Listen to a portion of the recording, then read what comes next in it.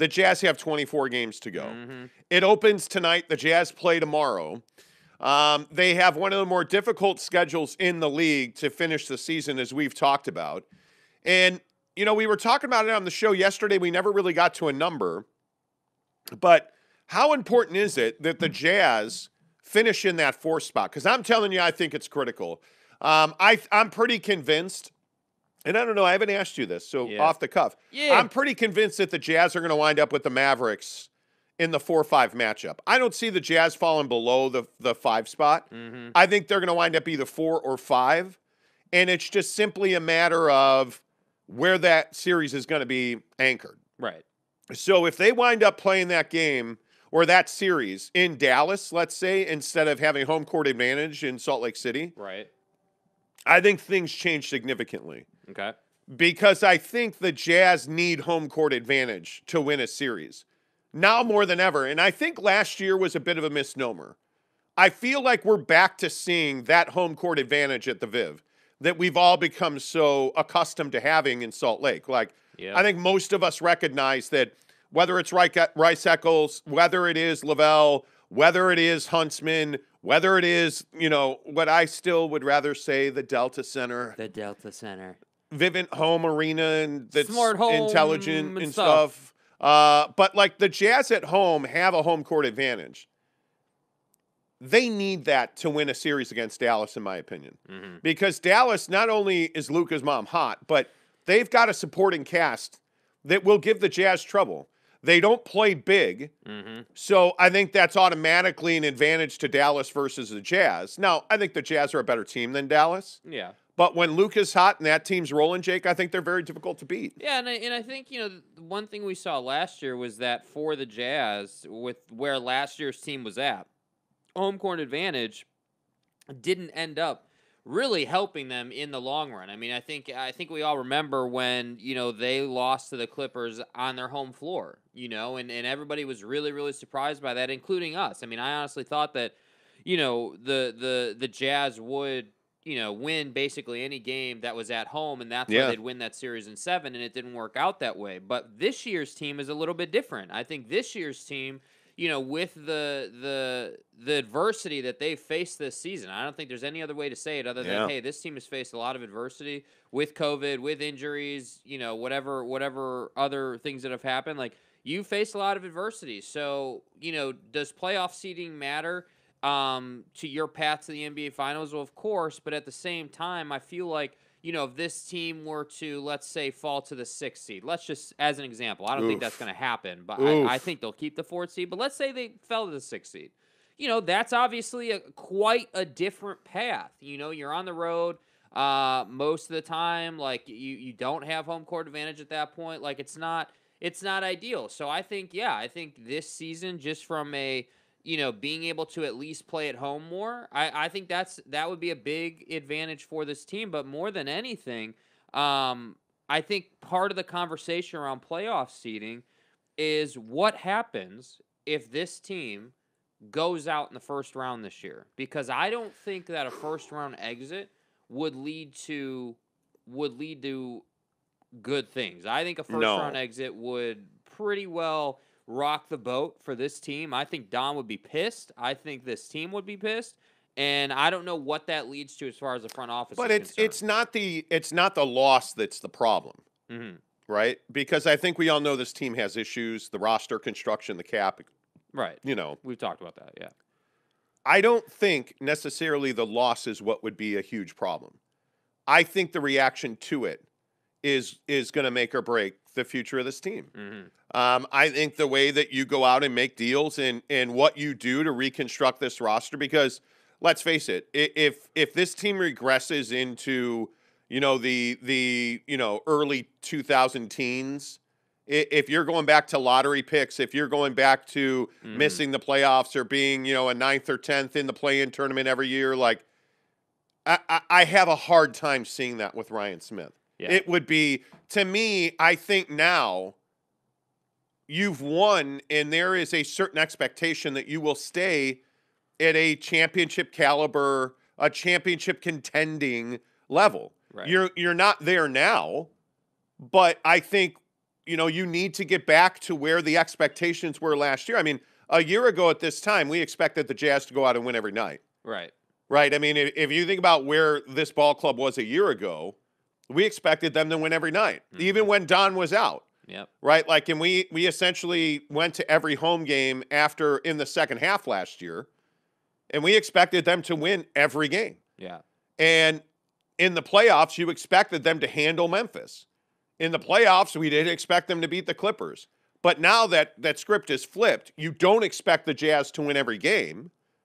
And I don't know that they can beat the Mavericks in a playoff series if that's where it ends up. I look at the remaining schedule, and Jake's going to go over it here in a minute. Yeah. I look at the remaining schedule, and I don't know about 19-5 now. Like, I'm questioning. I was laying in bed last night, playing the guitar on my six-pack abs, but while I was doing that, you're casual. I was thinking to myself, man, 19 wins is going to be a really high bar. Yeah, well, and here's why. I mean, just here's the run they're going to have to go on. So tomorrow night, you're at home for Dallas. You're going to get a playoff matchup. In my opinion, that is a playoff preview type game for sure. So you have Dallas tomorrow night at home, but then you go on the road. You go on the road, and this is what I think contributes to the issues of getting to 19 wins. So first game, Phoenix. I would say that's a loss. You're at their place. That's going to be a really difficult game to win. That's on ABC, 1:30. That's a national game.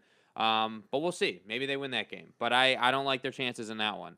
Then you play some more of these crappy teams who are athletic. So you're at Houston, you're at New Orleans, you're at Oklahoma City, and then you come right back and go to Dallas to play the Mavericks at their place. So from Friday, just this stretch right here, and this is how I like to look at the schedule, in stretches, because that's basically how the team operates. So you're going to play Dallas tomorrow.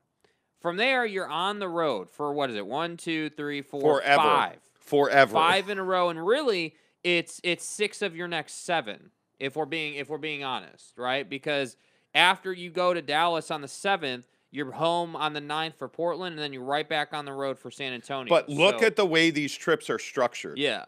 Like that, to me, that's one of the other things. Like, look at that. Read that first road trip. Yeah, so the first road trip is Phoenix, Houston, New Orleans, Oklahoma City, Dallas. You come home for one night versus Portland, and you're right back on the road for San Antonio. And the reason I think that's a good trip is, number one, there's some sketch teams in there. Right. But that's not a lot of mileage, Mm-hmm. right? You're essentially staying in Texas and Oklahoma. Again, Phoenix, Houston, New Orleans. Not a long trip. Phoenix to Houston's not a long trip. Houston to New Orleans certainly is not a long trip. New Orleans to Oklahoma City. Not a long trip. Oklahoma City to Dallas. That is a nice. Those are 90-minute, 2-hour flights, That's tops. an hour, 90-minute flight. Yeah. And then you figure Dallas back to Salt Lake City. Salt Lake City, what, to Portland? Yeah. No. Dallas to Salt Lake City to play Portland. Salt Lake City to San Antonio to play the Spurs. I just think that's a very advantageous group of games. Mm-hmm. But the problem is, what are all those teams? Those teams are all athletic. Yep. Now, you should beat New Orleans. I don't know, like, what C.J. McCollum is going to mean to that team and how that's going to energize them. Yeah. But that's going to be a tough matchup. But the Jazz are better than the Pelicans. The Jazz are certainly better than OKC, but what have we seen with the Jazz and the Thunder in recent years? Yep. That the Thunder have gotten exponentially more athletic. All of that to say, these are all tester games that you should win, in my opinion. Right. So just to go through this stretch, I think home versus Dallas. You gotta have that. Yes. To me, that should be a win. Got to have that. So that's a win. The Phoenix game is the game of games here. Yeah, I mean it's the game of games. It's a tester game, but I'm gonna say that's a loss. That's a really difficult game. They're the best team in the league. They're going to without Chris Paul. Without Chris Paul, so I don't know. Maybe without Chris Paul, the matchup's closer. But let's just, for argument's sake, say that that's a loss because they're on the road. So you're 1-1. You're heading to Houston. That's a win. 2-1. You're headed to New Orleans. That's a win. 3-1. Headed to Oklahoma City. I would say that game is kind of sketch, but you win that game. So now you're 4-1. Now you're going to Dallas. Do we think that they can beat Dallas at Dallas? I think that's a big ask. I don't know. I think that's a big ask too. But that's 3 losses right there. That's 3 losses right there. So then what game are you going to lose on that trip? Yeah, I think on the trip, I think you're going to lose Phoenix, and I think potentially you could lose at Dallas. But you're winning. You're going to Houston. lose. You're going to lose New Orleans or Oklahoma City. You really think so? Yeah. I think that, and it just depends on what Pelicans team comes to the Yard, and the impact that C.J. McCollum has on that club. You're going to lose one of those games. Well, they're going to have to deal with Zion, right? I mean, he's going to. No, he will be down at the buffet. Oh, my bad. Sorry. You know. Sorry. Yeah, sorry, my bad. Anyway, okay, so so on this roadie, you've got 2 losses. Let's say. Let's just be realistic and say, you. What are you at? So win, loss. Win, loss, win. So what, 3-2 or whatever that is. And then the thing that stands out to me is after you get through this first road trip, this is where things get really interesting because you get some home games here. So after you go to San Antonio to end that road trip, you come home for a couple. You're home for Sacramento, which I think is no gimme. Sacramento is no gimme. I chalk that one up to a win. Okay, so you're going to say that's a win versus Milwaukee at home. That's a loss. Okay, so that's a loss. So and then you've got Chicago at home. See, that's a really tough one. I vacillated back and forth. If Alex Caruso plays, screw you, Jeremy Bolden. If he doesn't, I kid. You're a casual. I'm totally kidding, JB. I'm kidding. I think that's again going to be a very difficult matchup because that's a team that doesn't play big. Right.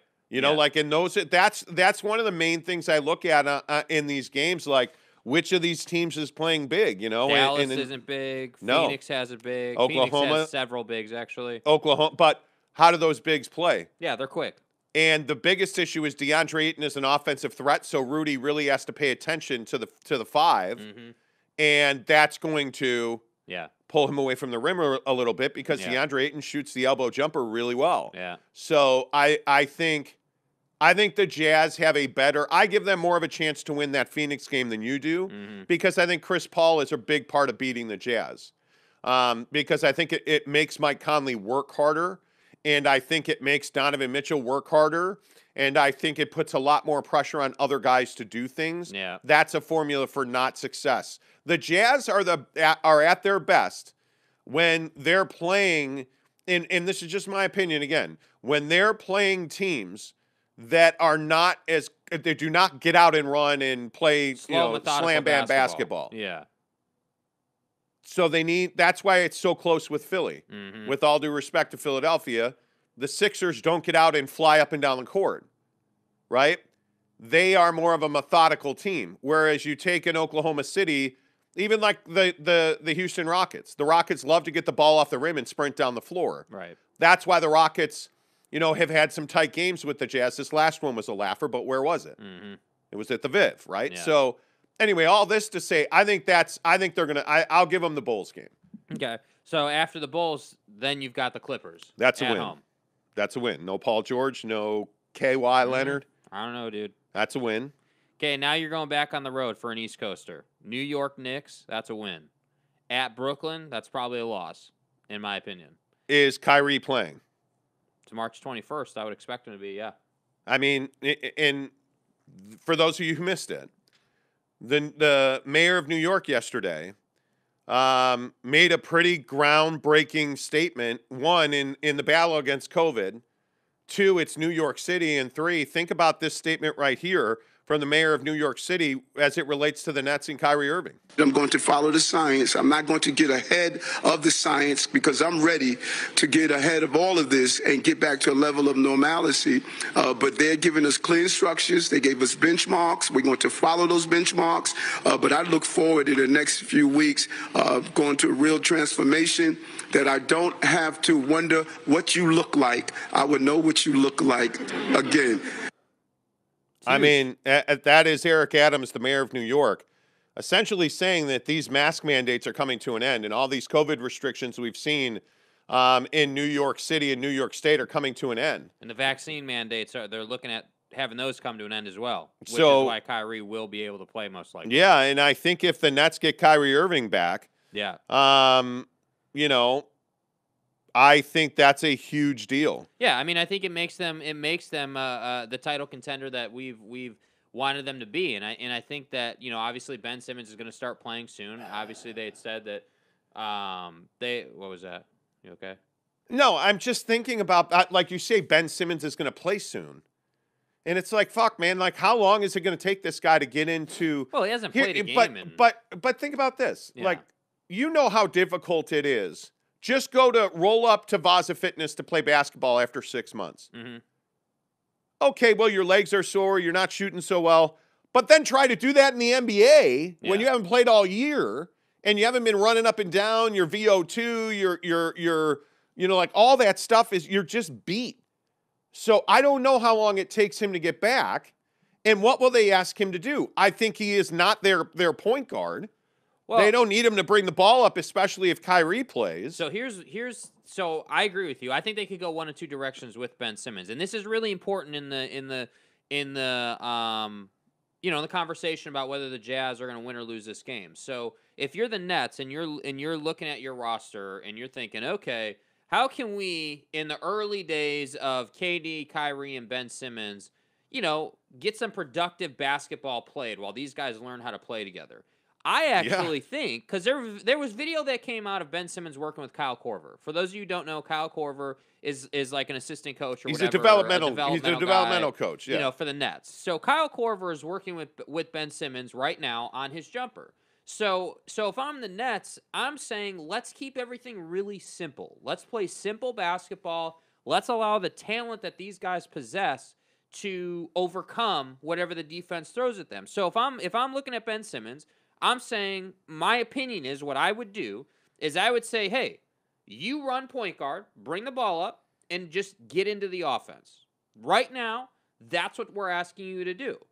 Play the game. Be in the flow of the game. Because Ben Simmons thrives when he plays in the flow of the game. He's not a great half-court player. But and this is the thing I think, like in the way that the Nets relate to the Jazz. The Jazz are awfully good out on the break. Right. But they're not so good at getting back defensively. Mm-hmm. So that's one of those games. And again, I give that game to Brooklyn. That's 4 losses in the second half now. Because I think they're going to need 18-6 or 19-5 to keep the 4 spot. Right. So that's 4 losses if you give them the Brooklyn loss. 4 losses well over halfway through the games you have left. So here are some of the next games. So after you play Brooklyn is the Celtics. Where's that game? In Boston. In Boston. Boston. Knicks, Nets, Celtics. Yeah. I think that's loss number 5 right there because I can't see them going to the way that Jalen's playing right now, the way that those two, I mean, you're getting really good and it's because the Celtics have gotten healthy, frankly. And the other thing too that I want to make sure while we're talking about the schedule that is pointed out is the majority of their second half schedule post All-Star break schedule is on the road. Number 1. That's the first thing you need to understand. Number 2, when I look at this second road trip, the timing with which the back-to-back comes into play is not good for the Jazz. At all. So you look at this and you're like, okay, well, yeah, they've got some tough teams, but they could deal with this. I mean, this is a schedule that you can navigate a little bit. So just hear me out on this as I go through this. So your first game tomorrow night, the 25th, is Dallas. All right, 2 days later, the 27th, you got the Suns. You get a nice break, like 3-4 day break before you play Houston. So you'll be rested for that one. 2 days to play New Orleans. 2 days to play OKC. Back-to-back after OKC and Dallas. 2 days of rest for Portland, right? Then you've got 2 days of rest at San Antonio, and this is kind of when the ass hits the fan. The wheels fall off the train. Yeah, this is kind of when things start getting tough for you. So after the San Antonio game, the very next night, you're at home for Sacramento, a very athletic team that's going to run your ass up and down the floor. Yep. Right? Then you get 2 days off, or a day and a half off. You play 2 days later at home versus Milwaukee. 2 days versus the Bulls. 2 days versus the Clippers. 2 days versus the Knicks. Back-to-back Knicks to Brooklyn, which is why I think they will lose the Brooklyn game. They will be tired for that game. 2 days of rest, you're at Boston. 2 days of rest, you're at Charlotte. 2 days of rest, you're at Dallas. 2 days of rest, you're at L.A. Finally, you come home, to play the Lakers. And then you go right back out on the road for the Warriors, come home for Memphis, home for OKC, home for Phoenix, and at Portland. So the back-to-back on that East Coast trip, I think could really throw a wrench into the flow of the team, honestly. I think that's not great timing. Now, when I look at this schedule, if we want to look at it from the optimistic side of things, I think you got a lot of wins in this. I think you've got a decent amount of wins in this schedule. I think you're 16 max. Well, I can't find 17, 18, 19. Well, let's look at it from an optimistic view, right? Let's storytell about, hey, maybe something helps them. 19-5. Yeah, you beat Dallas. Chris Paul isn't playing. You beat Phoenix. You're 2-0. You're 3-0 versus Houston, 4-0 versus New Orleans, which I would expect them to win both of those games for sure. You're 5-0 after you play OKC. Going to Dallas, you're 6-0, but it's an overtime game, let's say. You had to work your ass off, but you still found a way to win that game.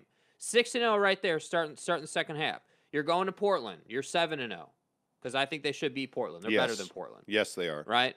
San Antonio. I think that's a tough one. I don't love that one. I think on at paper, San Antonio. At San Antonio, you'd expect 5:30 in the afternoon on Friday, March 11th. Yeah, I don't love that matchup, but let's just say, because we're being optimistic, you win that one too. You're 7-0. Home for Sacramento. 8-0. First loss is home for Milwaukee. You're 8-1. Right? Second loss. You're home for the Bulls. You're 8-2. Right? Now you're home for LA. The Clippers, right? You're 9-2. We're going to call that a win. You're 9-2. All right, let's go out on the road. You're playing the Knicks at their place. You're 10-2. You're at Brooklyn. You're 10-3, right? Yep. You're at Boston. You're 10-4. You go to Charlotte. You're 11-4. You go to Dallas. You're 12-4. I don't see him beating Charlotte, by the way. But well, you don't think that they'll beat Charlotte? No. Why? Because I think Charlotte was terrible going into the break, but they're well rested now. And I'm telling, that's the exact, and the other team that really scares you, in my opinion, is Sacramento. So let's say they lose to Charlotte. They'll beat Sacramento, I think. Let's say you lost to Charlotte. Mm-hmm. You're 12-4 with 9 games left in the season. Right? So 9 games to win 7 games, basically, is what they're tasked with. This is why they won't get to 19 wins right here. If everything goes perfect up to the Charlotte game, this is why they won't win 19. The end of the season is a real bag slap, dude. Lakers, Dubs. At the Dubs. Grizzlies. Just those 3 games. Home for the Lakers, at the Warriors, home for the Grizzlies. And the good news is that Warriors game is Saturday. That Memphis game isn't until Tuesday. Yeah. So you have a chance you'll be well rested if ands and buts, knock on Formica countertop, that you're healthy. I think 16 is the top of the mountain. Yeah. I mean, honestly, I think 16-5? 16-9. Or 16-9? 16-9. Yeah. And I think I would love to see them win 19 games, but I look at the way that schedule's set up. My biggest concern is there's some real grinder games in there. Also, I worry about their health. Also, if the good news about this though is that you have 3 games in here against Dallas, which is huge because they're the team chasing you. So if you can just win those 3 out of any of these, you're going to be fine. You're going to keep the 4 seed. So that's why I say I don't think that they're going to fall or lose the 4 seed. What the hell is that? I'm screwing with my microphone. I apologize. My bad. Okay. I had to cough, and I don't. Okay. Anyway, my point is, I just think those road trips, that East Coast trip, is an absolute, as you said, bag slap. We're really focused on Philadelphia right now. I think it'll be interesting. Juan Baracco says Phoenix is not losing the 1st seed. We need to end up 3rd seed to avoid them in the 2nd round. You're not catching Memphis. Yeah. I just that and by the way, that Memphis game is critical. I think that's a real tester. But if you look at the way that things are laid out right now in the NBA, I just don't see. And I don't know. I'd love to hear from you guys on this. I mean, Memphis right now has a full 4-game lead. Okay, so you have them. You've got them once.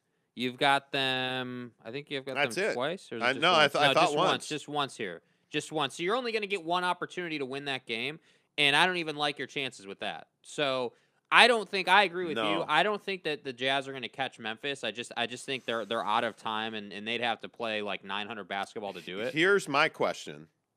Do the Nuggets get Jamal Murray back? Yeah, probably. And is it right now? Because he's practicing. Mm-hmm. The Nuggets are only 3 games behind the Jazz. And if the Jazz, I think the Jazz, to hold on to that 4th spot, the Jazz need 19 wins. Mm-hmm.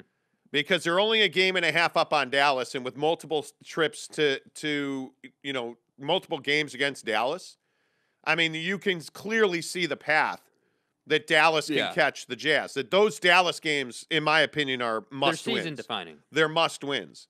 But I look at Denver, and if Denver gets, I think Michael Porter Jr. is highly unlikely.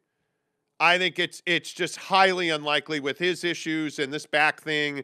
And I know people say that MPJ is probable, or there's a good chance he could come back. He'll be back, but like full power MPJ, I don't think so. I don't know about that. But the other thing is they don't see the Nuggets the second half of the season. Yeah. The last 24 games. So my feeling is the Jazz are either the 4th seed or the 5th seed. And I think they have absolutely got to beat Dallas. All 3 times. And I think if they don't win, 19 games, I don't see them staying ahead of Dallas. I really don't. And I think that because if you have 3 games against the Mavs, you got to win 2 of those 3. I mean, because every game's a full game swing. Right. You got to win 2 of those 3, and you can't lose the games you're supposed to win. Yeah. You have to beat the lesser opponents. That's why games like Houston, that's why games like Oklahoma City are just such ball breakers.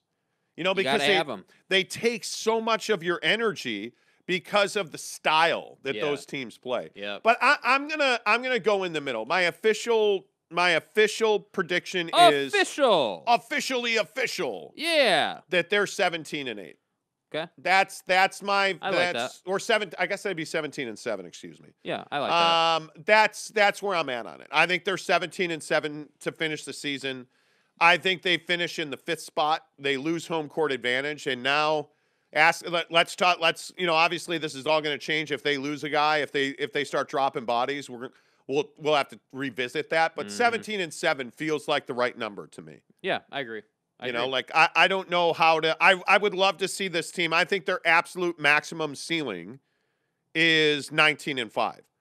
If everything goes perfectly, 19-5. Yeah. I mean, you're gonna lose some of those games just by the grind of the NBA season. Right. 19-5 feels like where it's at for me. So let's get some of your thoughts in here. Let's see. Rudy Sanchez, good morning to you, my friend. Blind Swordsman, what's up, bud? Good to see you. He says no playoff seeding should not matter. I agree. James Knight, what's up? He says it's the Rudy Gobert hour. Let's do it, lads. Okay. Oh, he's hating, dog. Neville93 says good morning, Jake and Monty. What's up, Nev? Hello. Jeremy Bolton. Bonjour, mon frossus. Hey, guys. What's up? BB says, yep, home court altitude helps, but it helps for the next round as well, but health will matter more. God, that's such a good point. Yep. Dop Hop says, morning, guys. What's up? Dop Hop. BB says, first round loss would mean the Jazz nuclear bomb on this team. I don't know. Keep it real. I mean, he is keeping it real, right? But is Danny Ainge going to keep it realer? I don't know. I don't know, dog. I don't know. Eric C., what's up? He says, damn, it's chilly in L.A. this morning. It really is. It's like 39 degrees. The glass cutters are out, let me tell you. Wow. Damn, 20 degrees in SLC right now. I miss home. We're going to talk about that in a minute. L.A. It's cold as ship in Utah. Yeah, there's snow. No kidding. Jeremy Bolton says, not to rub it in, but going to go hit some pow-pow at the slopes. No big deal. Thanks. Yeah, I had to say that, didn't you? Skis or snowboard? Come on, man. Snowboard. Don't be an idiot. Stop it. Don't be an Stop idiot, it. dude. Come on. Jeremy Bolton says, Alex Caruso's a casual who can't get off the bench. Well, when you have a broken wrist, yeah.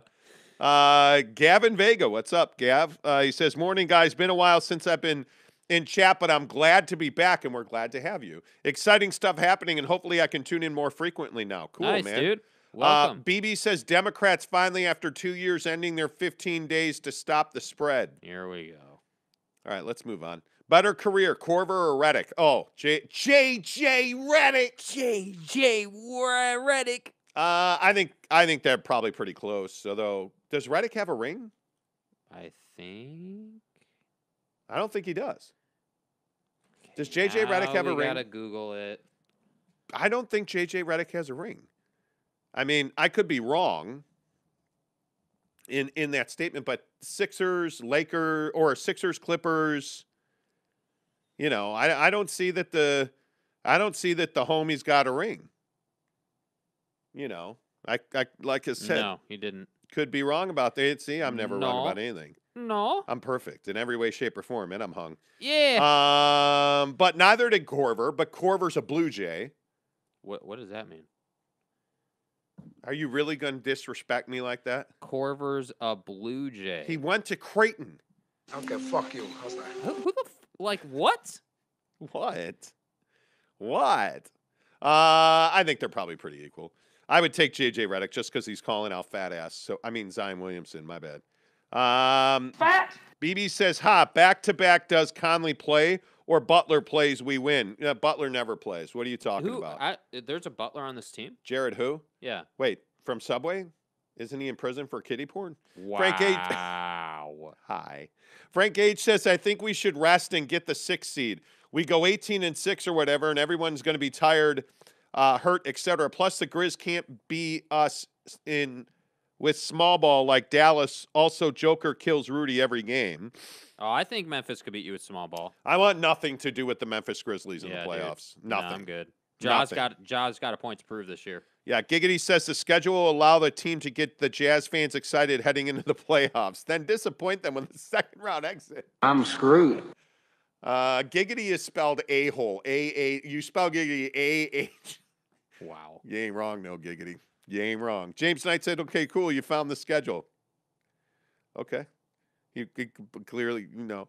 Juan Baracco says, Phoenix is not losing the 1st seed. We need to end up 3rd seed to avoid them in the 2nd round. And yes, I am already considering this type of stuff. You should be. Yeah. Jeremy Bolton says, Alex Caruso is currently averaging a triple-double, 11.5 burritos, 12 ounces of weed, and 48 bench minimum. 48 bench minutes. I agree with you on that. Caleb, what's up? He says, Utah Jazz currently 6th overall in the NBA, 4th in the West. No room for 500 basketball. Must be all in for the final stretch. That's the hard part, too, Caleb, because I think that the Jazz – I think you're right. I think the Jazz need to win every game they can win. But to Baracco's point, at what cost? Because it ain't – I mean, you're senior citizens. I mean – you look at Bogey. Bogey's limping and holding a finger every single possession, right? Yeah. You know, you look at the loss of Joe Ingles and what that means to the chemistry of this club already. He had ACL surgery. Yeah, and he is. I hope he does come back. I really do hope that he comes back and plays one more season. If you're gonna have some dog crap season next year, bring Joe Ingles back, please. I don't think. I honestly think that. I think it's gonna be much more difficult to bring him back. We can talk about that in the summer, but I think you're. The problem is, I think a lot of your guys, and Mike Conley's probably the best example of this. A lot of your guys are going to need rest. Yeah, well, I think you know guys like Mike Conley. I mean, hell, even Donovan. I mean, Donovan, like it or hate it. I mean, even though he's younger, like he's had injuries in the playoffs. We've seen it. But I'm telling you, if Don gets hurt in the regular season, yeah. Well, there's no reason to rush him back. There's just not. But what does that do, though? What did we see last year? Mm-hmm. We saw Mike Conley have to carry the load. Yeah, that ain't happening this year. Back-to-back in Minnesota last year, Mike gets hurt. We really never see him again. Pretty much. So, Caleb said vets on the club need to help this team start games strong and close games out. That's one of the crazy things about this Jazz team is why are they struggling to close games? Because Mike Conley is not doing what Mike Conley should be doing, which is leading the team. Let's see. Almedin Mustafik. Who the fuck are you? Almedin? I'm sorry. Who the fuck is that guy? Musta is your name now because that's easy to pronounce. Yeah. What do you guys think the Jazz can beat in the West if they play at their absolute best? Like in a 7-game series? Or if they play, yeah. Let's go both. If the Jazz are at their absolute best, and let's say Rudy Gay's healthy, right, and playing, right. I don't know that their they're capable enough to beat anybody. I mean, if this team is a hundo P and guys are healthy and... I'm sorry, did you say a hundo P? Yeah. Oh, okay. Go ahead. Continue. If this team's a hundo P, bruh, if they're healthy 100%, there's not a team in the NBA the Jazz can't beat. Yeah. The problem is that's been so rare over the last 12 months. Mm-hmm. I mean, we're going on a year of big-time injuries to key guys. And... I think Donovan probably, by the way, I don't know what his health thing is. Yeah, that's kind of the curious part about this. It's a non-COVID related illness. Let's hope he's fine.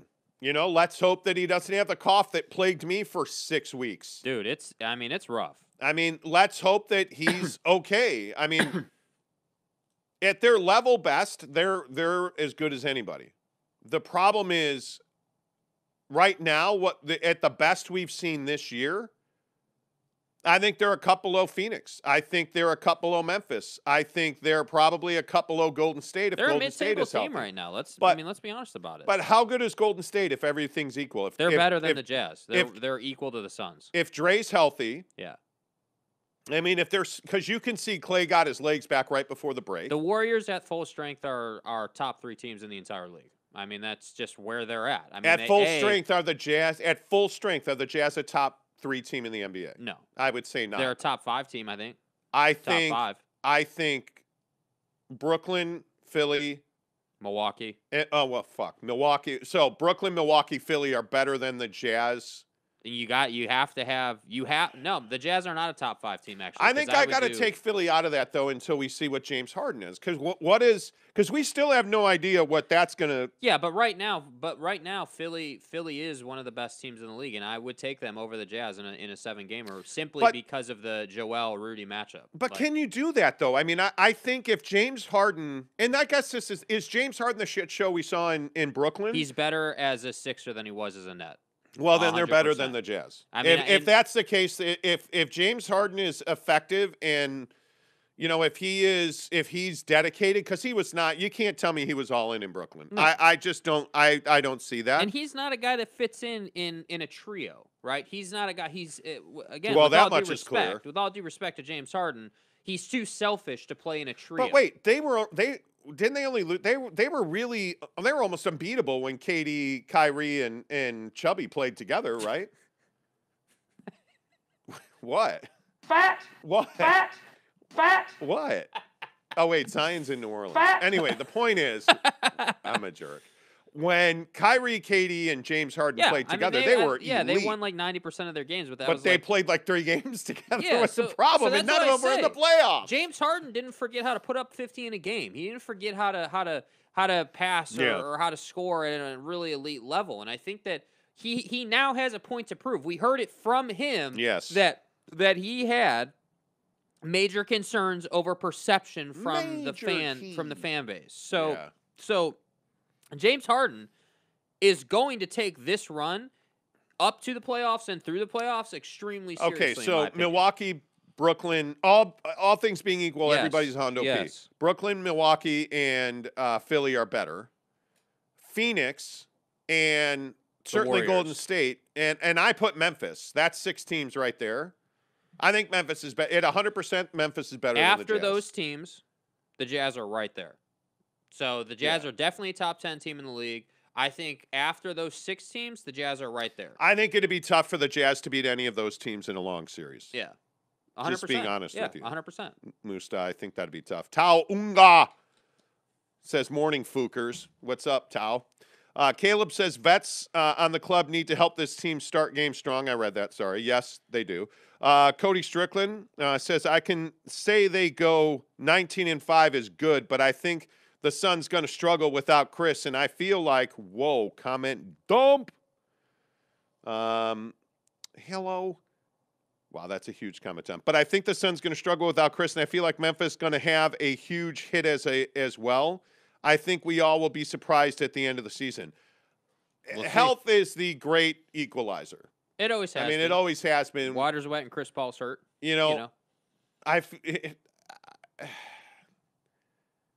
But I don't know, man.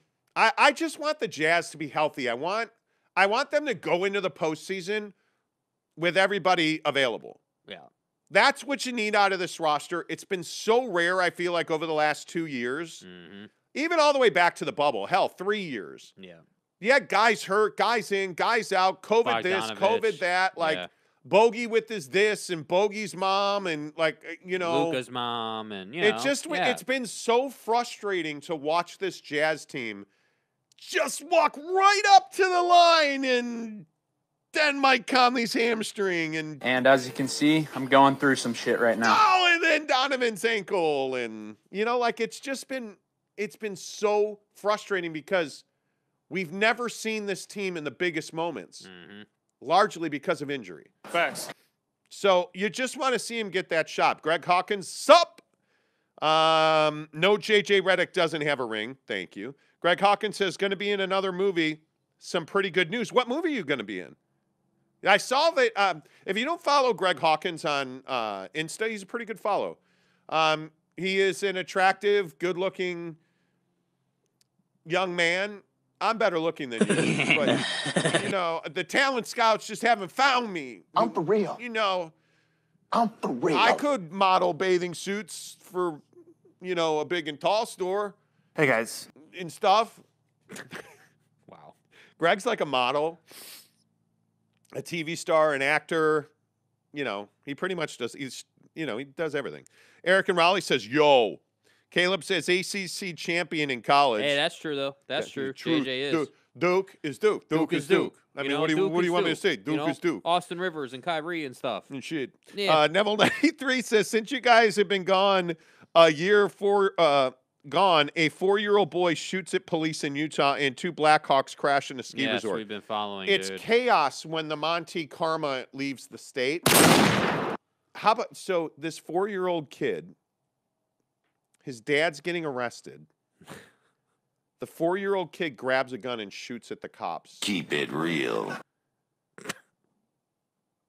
I'm amazed by it. I'm amazed by it. It doesn't surprise me even a little bit. It's amazing. And those Blackhawks going down at that ski resort? Snowbird.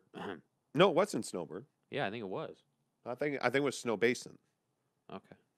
Dumbass. He's a bum. Cody Strickland says, by the way, to catch up on your previous episode, Boozer left the Jazz, bust. D. Will got traded and was a bust. Malone ended his career on a low note with the Lakers, bust. Too fucking bad, man. Yeah, Hayward became an injury prone, so quite a few Jazz players did nothing after leaving. True. BB says, haha, Subway. Yeah, there you go. Jeremy Bolton says, I'd rather go into the playoffs with a fresh, healthy team with a 6th or 7th seed than a 2nd or 3rd and not be healthy. So totally true. Can we use that same logic on the Lakers then? Nope. Caleb says, right, LOL, reset is important. We can't be gassed come the playoffs. Truth. Eric says, need to avoid 7th seed to stay out of the play-in tournament. Truth.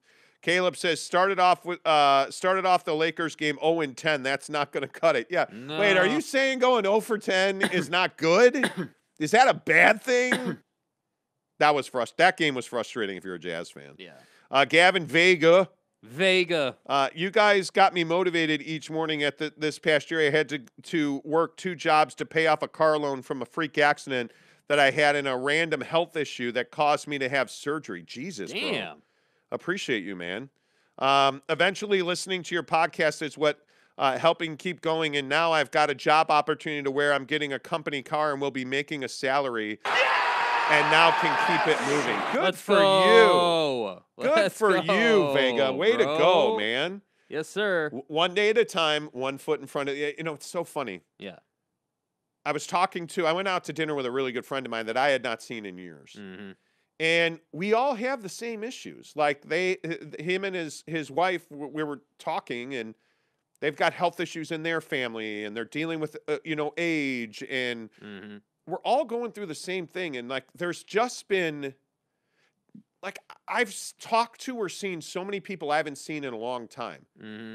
So many people have lost somebody over the last 2 years. And a lot of it is not even pandemic related. I just feel like in this country where we're so developed and we have so much technology, But bro, you twist an ankle and it's like, oh fuck, here comes dementia, or oh god, here comes like none of us are very far away from disaster. I'm Shiva, the god of death. I'm telling you, wake up every day and have some freaking gratitude for your life. Have some understanding of how good you have it. We were sitting at Poncho's in Manhattan Beach last night, drinking a frozen mango margarita, which was bomb. Mm-hmm. I had some enchilada suiza. Suiza. I thought about you. Thank you. Because they had amazing beans and rice. And I was just sitting there telling these people I was sitting with, like, man, I miss you guys. I mean, it's been too long. And I'm really appreciative that we're sitting at this table, but it just made me realize, man, I got it good. Like, I'm healthy. I'm happy. I make good money. I have a good lazy job. ass in the gym. You know, like, we work out. I miss working out, right? But just wake up every day with some gratitude and understanding of how good you have it. Yeah. Because I'm telling you, you're going to blink and it's all going to be gone. Yep. And you can't unwind the watch, bro. Like, when something goes wrong, when your life goes sideways, it's too late to say, man, I wish I had. So just do it now. Yeah. You know, like, none of us are getting any younger, and I don't care if you're 15, 25, 35, 85. It's not too late. Yeah.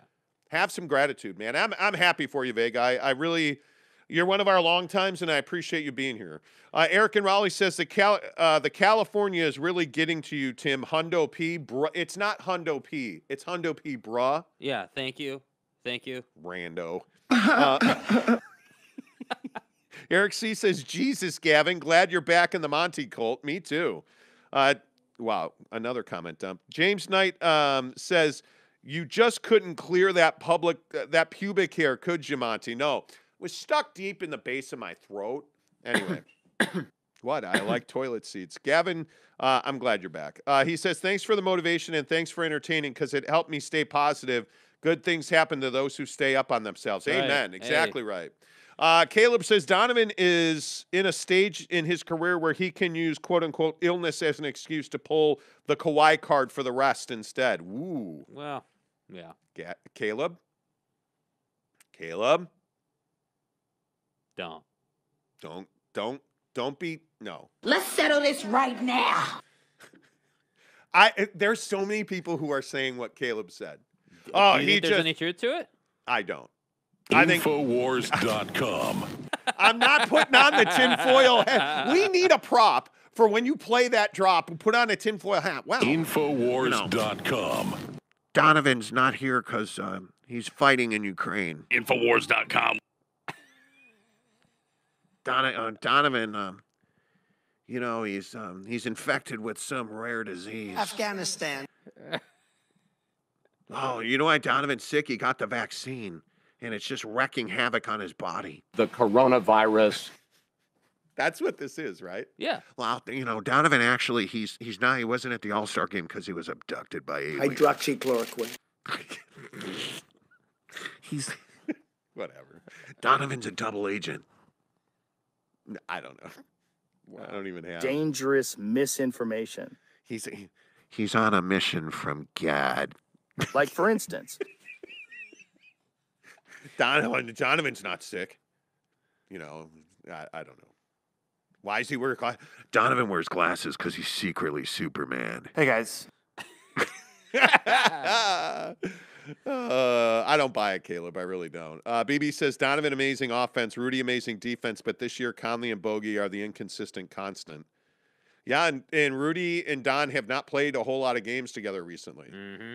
Don't forget that. Clarkson has been inconsistent, too. Sucks after the year he had last year. Yeah, but I don't know how you explain the year that Jordan Clarkson had. Listen, dude, I think here's what happens with this team. And this kind of speaks to the roster construction portion. They, and I've been saying this, they ask guys to do too much. You ask and need dudes like Bogdanovich to do too much, right? You have a famous saying on the show. For the Jazz to win consistently, Bogey's got to put up 20 every night. But that's a very rare thing.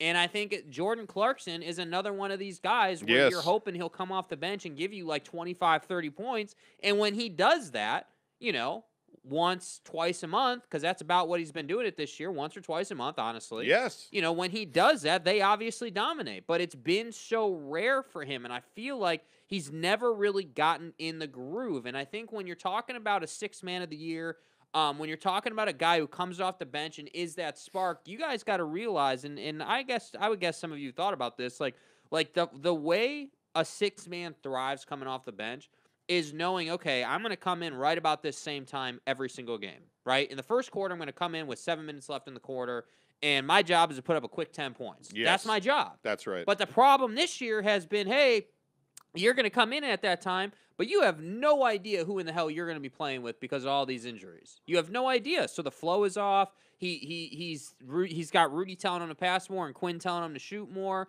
Like, I can understand why Jordan Clarkson has struggled this year. I can make a case that he's a trade chip or was a trade chip because obviously we're past the deadline, right? But at the same time, I could also make a case that you should stick it out with Jordan Clarkson. That you should have some appreciation for what he did last year, because it is the best of times and it is the worst of times with Jordan Clarkson. Okay, wait. Totally off schedule. Yeah. They're now trying to rescue a tour group that was in Ukraine when the Russians attacked. Get out of here. Why are you on a tour in what Ukraine are we doing, right now? Bro? Anyway. Bro, what? Somebody sent me a Twitter DM and something totally unrelated about gratitude and love and whatever. And the first story I see is tour group whereabouts unknown after Russia attacks Ukraine. You just gave a gift to the Russians. You open the thing and it says that there's a tour group in Ukraine who's missing because of the Nazis. Wait, so you didn't cancel a tour to Ukraine knowing the Russians? Anyway. Keep it real. I keeps it real. Hey, guys, let's get on the bus and go to Ukraine when there's bombs going off. And then Eric C's like, Brandon Whiteside says, all sports are going to stop. Russia has started World War III.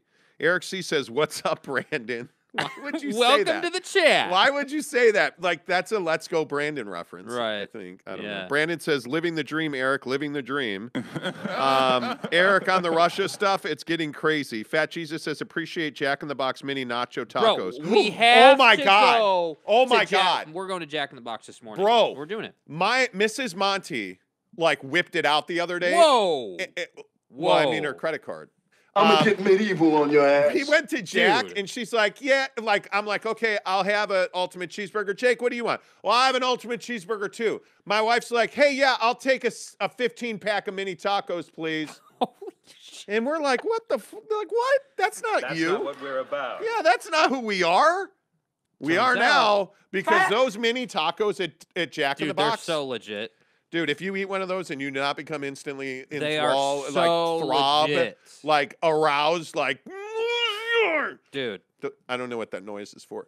But the point is, yeah. Wow. Caleb says, amen, not take a day for granted. Please don't. Jair Murray Jr., what's up? He says, hi, guys. Love the show. Eric C. says, what the F is Blues Brothers? Stop it. You did not just say, what is Blues Brothers? Dude. Sorry if you're offended by that. Yeah, I am. I'm pissed. I'm offended. Says the guy who's never fucking seen The Godfather. Too fucking bad, man. Idiot. Jeremy Bolton says, I appreciate the Blues Brothers reference, Monty. Nice. Do you know what the Blues Brothers reference is? The Blues Brothers. Do you know which reference he's referring to? No. You don't. I'm on a mission from God. Dude. That's from the Blues Brothers. Dude. You're pretty crazy trying not to watch too much news. Jake's been spot on with the drops today. He has been. Thanks. I'm working hard over here, He has been. Yeah. Jair Murray Jr. says, keep up the great takes. Thanks, man. Do you think the Jazz can make the Western Conference Finals? No. Nope. Brandon Whiteside says, what about Trump and MAGA supporting Russia? Yikes. Yeah, that's not a good look. We will talk about the Russia attack today, or no? We can. Probably shouldn't. Eric C. says, not a Let's Go Brandon reference. I'm disappointed in myself. You're casual. No, it wasn't. It wasn't. Let's go, Brandon. No, that's not. No, I didn't. Never. I never would have said that. Cody Strickland says no one is supporting Russia, bro. Donald Trump's supporting Russia. Keep it real. He is. Like he's openly cheering. The funny part about this whole I'm not doing it. The election was rigged. Quinn Moyer says, how do you know who the Blues Brothers are? How do you not know who the Blues Brothers are? Sometimes I think I just say shit. Bad sample what comes out of my mouth. Seriously.